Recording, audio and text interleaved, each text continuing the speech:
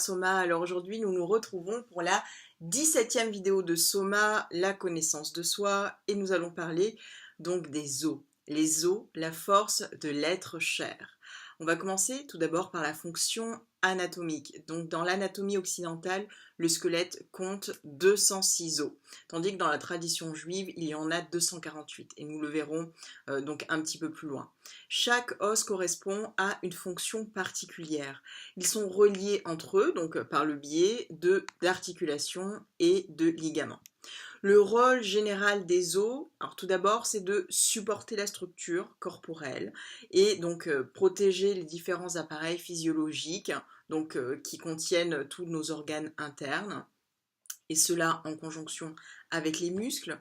Ensuite, les os ont pour rôle de faciliter aussi le mouvement, et on va le voir par une certaine souplesse et en même temps par une solidité, et permet également donc de former les cellules sanguines, donc de travailler au métabolisme du calcium et du stockage donc des sels minéraux que donc nous ingérons à l'intérieur donc de notre corps, et enfin permet de détoxifier l'organisme, notamment en fixant donc la nourriture qui contient du plomb. Alors au niveau donc de sa composition, chaque os donc est basé en fait sur ce prototype quelque part donc de la création qu'on retrouve donc avec une sorte d'écorce et une intériorité. Donc chaque os se caractérise en fait par un tissu superficiel qu'on appelle l'os cortical, ou plus simplement dit l'os compact, et l'intérieur est composé donc de l'os dit spongieux. Donc un spongieux vient de éponge, et qui est le plus souvent composé donc de ces sels minéraux et de ce calcium dont je vous ai parlé juste avant. Donc il y a trois types d'os, donc je vais juste en fait les nommer. Il y a donc des os qui sont plats, donc notamment, je vais en citer un, ceux donc de la voûte crânienne. Il y a les os qui sont courts, ceux qu'on retrouve au niveau des mains, du pied ou encore des vertèbres. Et enfin, il y a les os longs qu'on retrouve au niveau du fémur, du tibia.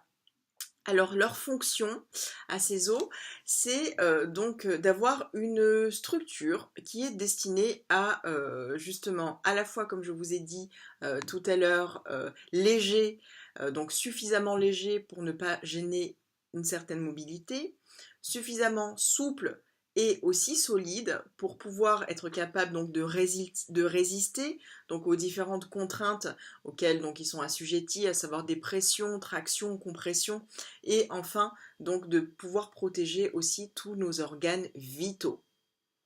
On comprend à travers cette description anatomique que les os, donc c'est d'abord cette charpente du corps, c'est la partie la plus solide, la plus stable, la plus résistante de notre corps, et aussi la partie la plus profonde et la plus cachée.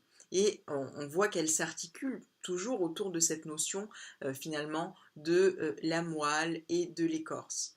Ensuite, l'os, on le voit, ça renvoie à l'idée de substance, c'est la substance du squelette, c'est la partie, on va dire, qu'on pourrait associer à la partie la plus intérieure de l'être, celle qui transcende le temps et l'espace, quelque part. C'est ce principe vital, d'où aussi, par exemple, une expression très connue qui est ressentir quelque chose jusque dans ses os, qui vient nous dire que les os nous rappellent à quelque chose qui est dans le centre de l'être. Et puis on le voit aussi, hein, comme je vous disais tout à l'heure, que les os, ça nous rappelle à quelque chose qui transcende le temps et l'espace, puisque en fait c'est ce qui reste donc juste après la mort, donc de notre passage, de notre vie terrestre. Et c'est la raison pour laquelle que dans de nombreuses traditions, les os sont considérés comme les germes donc de la résurrection, et notamment on connaît ce passage biblique donc de la vision d'Ézéchiel, hein, relate justement ce retour à la vie donc à partir de ces germes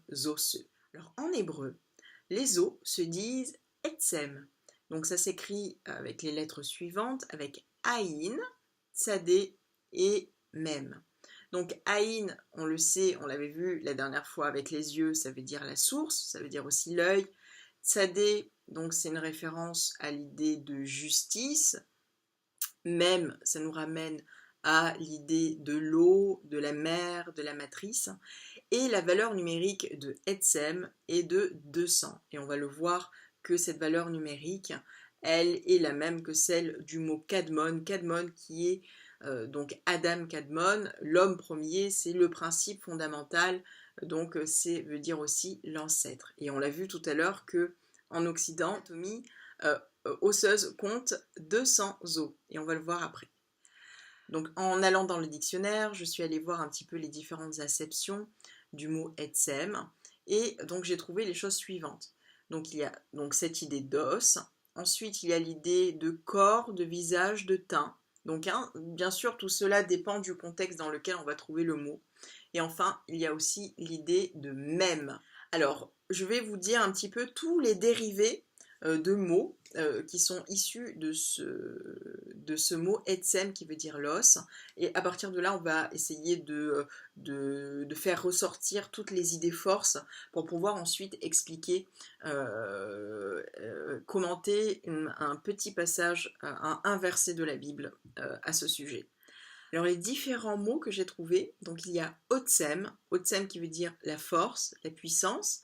Il y a aussi l'acception donc de corps, de substance. Ensuite, il y a le mot atsema, atsema qui aussi veut dire force, puissance, mais aussi multitude. Il y a aussi le mot atsam qui veut dire fermer, être fort et devenir puissant. Alors donc on le voit aussi, on retrouve la racine etsa. Je ne sais pas si vous vous souvenez, dans la vidéo sur la colonne vertébrale, on a parlé à un moment du etsem à etsa, donc qui est l'os du projet, qui correspond justement à cette zone sacrale, la zone du sacrum, et donc qui veut dire le conseil, le projet. Donc etsa veut dire le conseil, le projet. Donc comme je l'ai dit tout à l'heure, atsa veut dire fermer. Il y a aussi atse qui veut dire donc l'échine, l'épine dorsale, et enfin etz, etz qui est l'idée donc de l'arbre. Donc on voit que autour donc de toutes ces ramifications étymologiques, on retrouve l'idée à la fois donc de force, de renforcer, d'efforcer, quelque chose qui est de l'ordre de fortifier aussi. Donc avec l'idée de conseil, de projet, il y a l'idée d'objectif, et enfin il y a aussi l'idée d'essence, quelque chose de vital, et on va le voir en fait comment on peut faire ressortir toutes ces idées forces qu'on retrouve dans la structure du mot en le retrouvant donc dans le texte.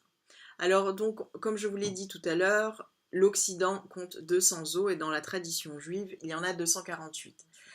248 qui correspondent en fait aux 248 commandements positifs.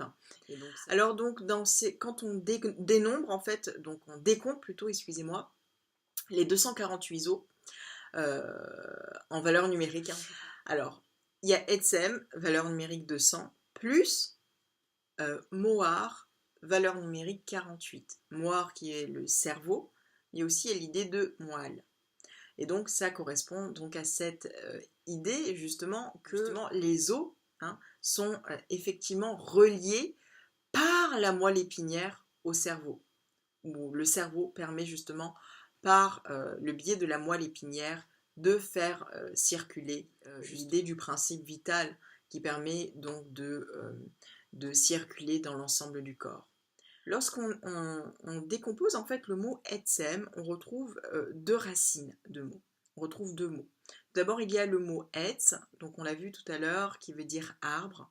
Donc l'arbre, c'est celui qui a des racines avec des branches qui s'élèvent, donc qui fait le lien entre en haut et en bas, ou dit autrement entre l'intériorité et l'extériorité.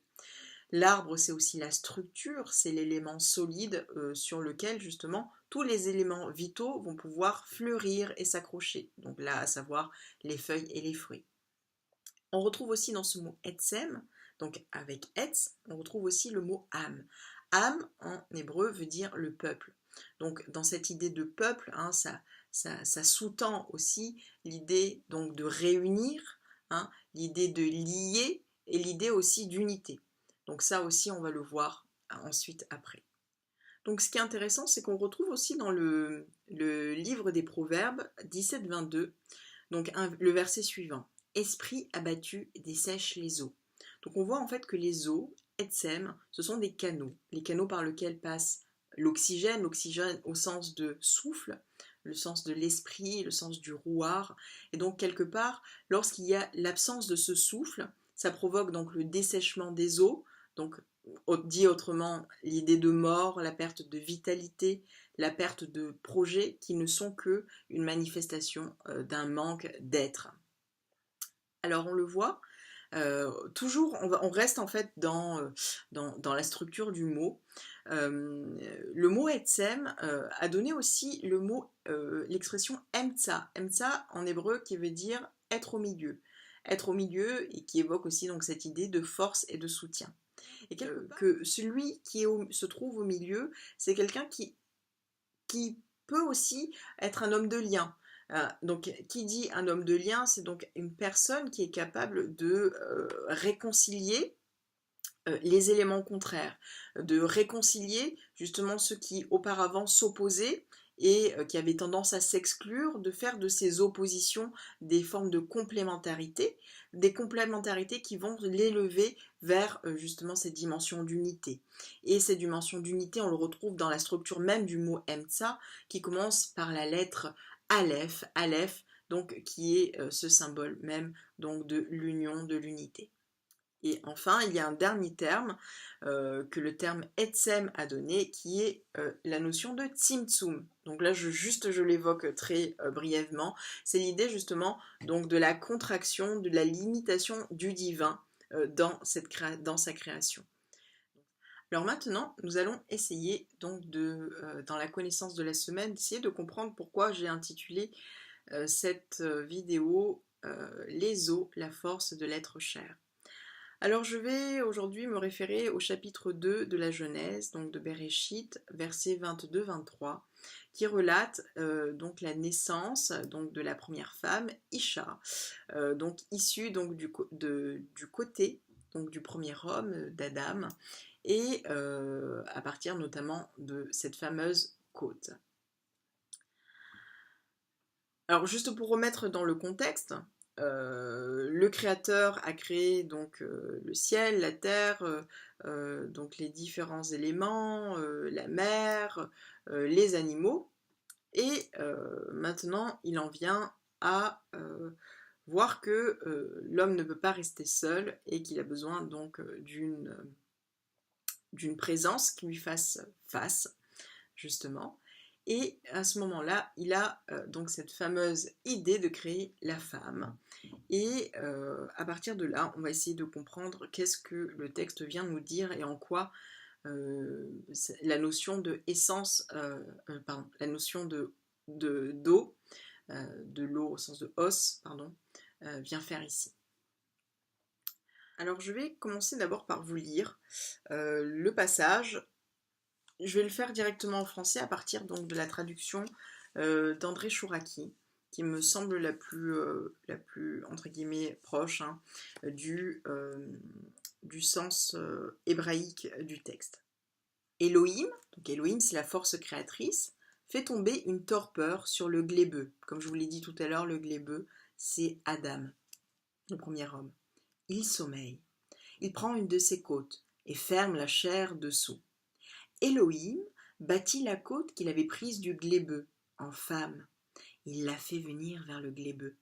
Le glébeux dit « Celle-ci, cette fois, c'est l'os de mes os, la chair de ma chair. À celle-ci, il sera crié femme, Isha. Oui, de l'homme, Ish. Celle-ci est prise. » Alors, on le voit, hein, je vais vous le redire un petit peu dans un français peut-être plus accessible. Donc, le créateur fait tomber donc, dans un sommeil très profond, donc ce premier homme qui est Adam, à partir duquel, à partir de sa côte, va extraire donc cette première femme, donc, et c'est à ce moment-là donc, que le premier homme va nommer cette femme, donc en l'appelant Isha, et en disant d'elle qu'elle est l'os de mes os et la chair de ma chair, et donc il la nomme Isha, et oui, elle vient de Ish, Ish qui est donc le masculin. Donc dans ce passage de la naissance de Isha, cette première femme, qui vient donc du côté d'Adam. Le côté, en hébreu, se dit tsel, tsel qui veut dire ombre.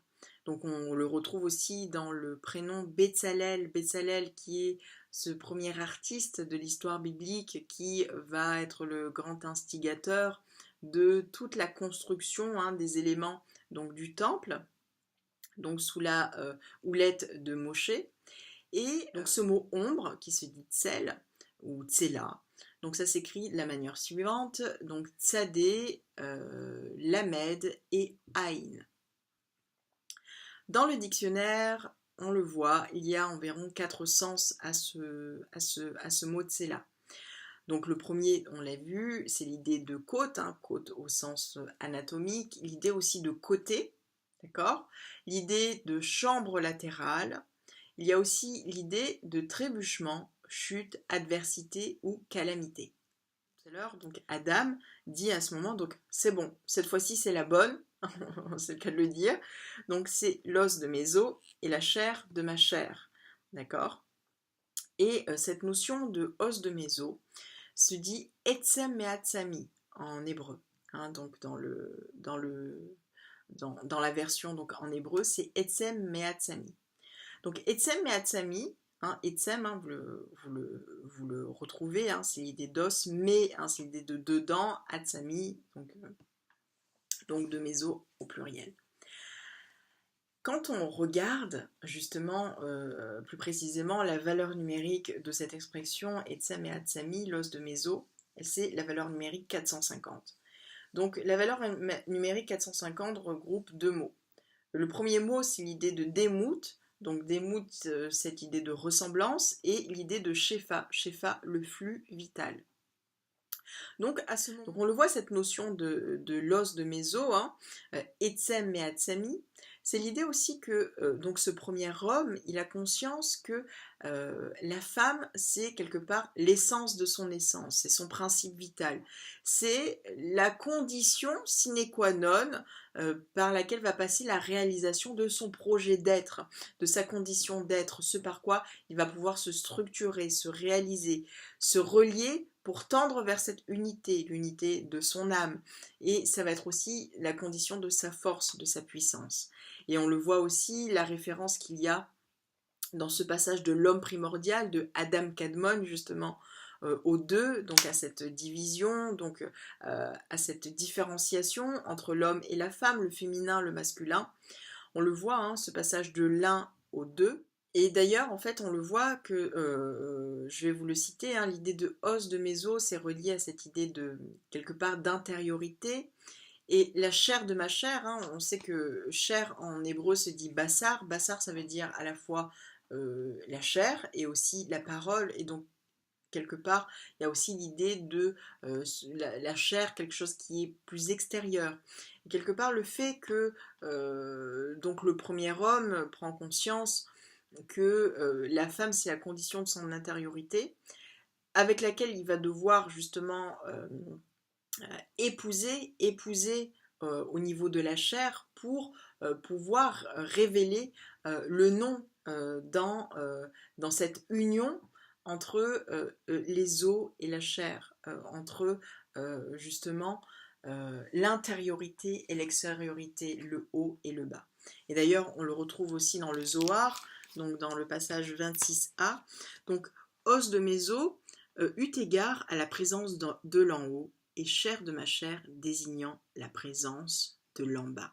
Et donc, ça fait donc bien référence à cette idée aussi, voilà, de réunion finalement, du haut et du bas, ou dit autrement de l'intériorité et de l'extériorité, qui va passer par Isha, son épouse, qui est l'essence de son essence, à partir duquel son projet, sa condition d'être va pouvoir se réaliser. On voit dans cette notion aussi donc de Isha, la femme, et de Ish, quand on essaie de décortiquer un petit peu les mots, donc Isha ça s'écrit Aleph Shin He, et Ish s'écrit Aleph Shin Yod. Et on le voit chacun, la femme a le E, l'homme a le Yod, donc ce sont les 2 lettres en fait du tétragramme divin, le tétragramme divin qui s'écrit de la manière suivante. donc le yod, et ensuite le et ensuite le vav, et ensuite le et. Et quand on calcule la valeur numérique donc de ish, v, isha, dit autrement l'homme et la femme, on retrouve la valeur numérique 623. 623, c'est la valeur numérique de Ruach HaKodesh, ou dit autrement en français, donc de l'Esprit Saint. Quelque part, ça vient nous dire quelque chose de très important sur ce passage, c'est que lorsqu'on enlève les deux lettres du divin, à savoir le et le yod, donc qui est structurel donc de la dimension donc féminine, isha, et la dimension masculine, ish, lorsque ces deux lettres sont retirées, il ne reste plus que esh, donc la notion donc de feu en hébreu. Donc le feu, hein, le feu de la passion, le feu qui dévore, qui consume, qui détruit, et qui finalement justement enlève la dimension morale, la dimension de tendre vers le projet d'être, lorsque ces deux lettres justement sont retirées de l'homme et de la femme. Alors pour la connaissance de la semaine, il m'est venu justement cette notion suivante à partir du texte, que notre désir de revenir à quelque chose qui est essentiel et qu'on retrouve donc dans cette idée des os, qui nous ramène à cette idée de structure, de fondement, ce qui permet de consolider tout la charpente de notre être. Ça doit passer par justement la séparation, et c'est le cas de le dire, et on le voit dans l'image qu'on a vue tout à l'heure dans le texte, la séparation avec le tsel, la séparation avec l'idée de l'ombre. Tout le processus, tout le travail, et donc passe par la séparation avec le tsel. Le tsel, comme on l'a dit tout à l'heure, tsela, hein, l'ombre ou le côté. Et donc pour vivre en fait selon cette notion de principe fondamental, cette notion de structure, de fondement, de quelque chose qui est essentiel, donc il y a des conditions indispensables. Et c'est ça que le texte aussi vient nous dire, c'est que quelque part, il faut accepter, et on le voit, que notre réalisation passe toujours par le deux. Et on le voit dans cette naissance, hein, de Isha, donc de la première femme, hein, la relation à l'autre est la condition sine qua non de révélation de cette dimension d'être. La relation à l'autre, avoir cet opposé complémentaire, c'est ce qui permet justement la réalisation de ce projet d'être à l'intérieur de soi. Et enfin, on le voit comme l'os, hein, qui est à la fois souple et solide. Et dans cette idée, vous vous souvenez de Emtsa, de être au milieu. Quelque part, le fait d'être au milieu, c'est aussi notre objectif, de ne pas tomber dans les extrémismes qui sont le plus souvent les conditions d'exclusivité, d'exclusion, de conflit et de division, et donc qui nous éloignent de la dimension d'unité dans la relation à l'autre. Et au contraire, en fait, celui qui est au milieu, c'est celui qui est, comme on l'a vu tout à l'heure, celui qui sait être un homme de lien, celui qui sait justement relier pour pouvoir œuvrer à l'unité, c'est celui aussi qui accepte en tant que porteur d'une dimension du divin, de voir en l'autre aussi ce même droit, cette même dimension qui est inaliénable. Et quelque part, dans cette conscience donc de se relier à l'essence des choses, de se relier à l'être, il y a tout notre rapport au monde change. Et les os viennent nous rappeler ça finalement quelque part. C'est que les os préfigurent que la structure essentielle de notre être, toute cette stabilité qu'elle appelle, tout ce principe vital, nous montre que ce qui est durable, éternel, est finalement caché. Et que ce qui est durable demande aussi de notre part d'aller vers quelque chose de tendre vers notre éternité. Et quelque part, que c'est ça notre véritable projet. Que le projet d'être ce que l'on est, de réaliser notre dimension divine, de réaliser notre véritable dimension change, parce que les os Etsem rappelle que c'est l'être véritable, c'est notre essence, c'est ça notre moteur, c'est ça qui est le but de notre venue sur Terre, c'est ça le but de notre projet, de notre réalisation. Il n'y a pas d'autre but que cela, pas d'autre but que de révéler cette dimension d'être à l'intérieur de soi, cette dimension d'éternité, cette dimension qui est au-delà du temps et de l'espace. Finalement, Et quelque part, travailler à être, pour nous, ça veut dire aussi, ça passe par affiner c'est là, affiner cette ombre, affiner ce côté à l'intérieur de soi, qui est, on pourrait dire, cette ombre qui a besoin d'être différenciée de soi, qu'on a besoin de le reconnaître. On doit passer par presque un processus alchimique, j'allais dire, de différenciation. Et cette différenciation, de savoir où est le bien, où est le mal, de remettre les choses dans l'ordre, elle passe par cet acte de nommer. Et on le voit dans le texte quand à un moment il dit ah mais c'est Isha, donc hein, c'est la femme donc qui vient de Ish, de l'homme. Ça ne veut pas dire qu'elle est soumise ou qu'elle quoi que ce soit. Quelque part, il vient reconnaître en nommant la femme. Et donc quelque part, l'acte de nommer, c'est travailler à cet ordre du monde, à la reconnaissance de la place de chacun comme unique et différent, comme différent et indispensable à la réalisation donc du projet de l'unité dans la création.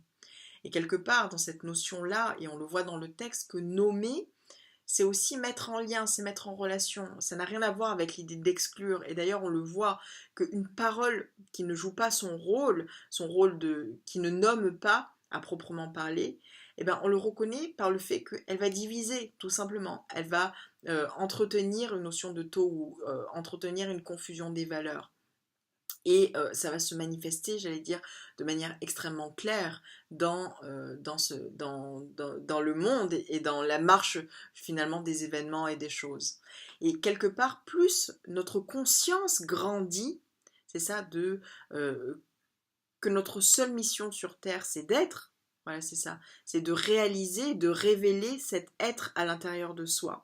D'accord? C'est vraiment la seule chose qui va nous ramener à la dimension d'éternité, à quelque chose qui va nous ramener dans quelque chose qui est au-delà de l'espace et du temps, et qui fait que quelque part on ne va jamais mourir, on ne va pas mourir dans le sens, pas dans le sens du corps physique, mais le corps physique c'est le moyen par lequel on peut accéder à cette dimension d'éternité.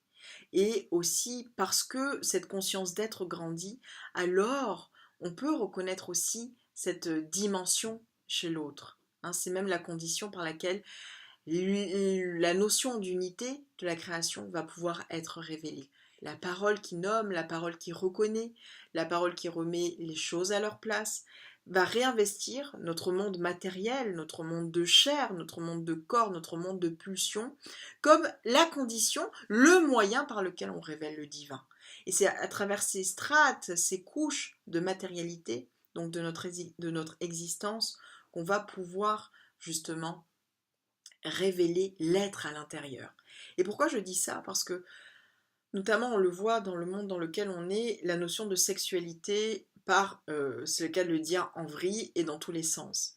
Alors qu'en fait c'est le haut lieu, et dans toutes les grandes traditions, bon, et là en l'occurrence je parle moi de la tradition biblique, la tradition de la Torah, la sexualité, l'union de l'homme et de la femme, l'union, c'est l'image suprême de la création. C'est le haut lieu qui nous relie au divin. Et d'ailleurs, la tradition le dit, le moment de l'union entre l'homme et la femme, c'est c'est le Kodesh à Kodashim, hein, c'est le Saint des Saints.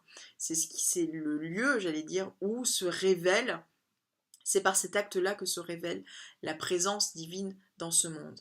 Et on le voit, hein, que Ish V Isha, dans sa valeur numérique 623, on l'a vu tout à l'heure, le roi Hakodesh. Donc ça nous ramène aussi à cette idée que l'esprit est présent dans ce lieu-là, dans ce que nous on pourrait croire comme quelque chose qui est vil, quelque chose qui est bas, quelque chose qui est juste de l'ordre de la chair. Au final, plus c'est bas et plus c'est haut.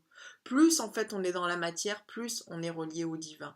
Plus on a conscience que notre projet d'être se passe dans les couches de la matière, et plus justement on va révéler le divin. Et c'est là où on va révéler l'essence des choses, on va révéler que l'être, c'est notre seul projet de vie il n'y a que ça qui compte, il n'y a que ça qui vaille, il n'y a que ça qui va nous apporter la véritable satisfaction, le véritable bonheur que nous cherchons depuis des millénaires. Donc c'est ça, donc c'est cette essence-là, c'est cet être qui est notre seul projet de vie et qui va nous relier à la racine de notre vocation d'homme. Cette racine de notre vocation d'homme qui est de construire le monde, chacun avec son unicité, chacun avec sa spécificité pour révéler le un, révéler le divin. Et ça passe par des règles, et ça passe par des lois.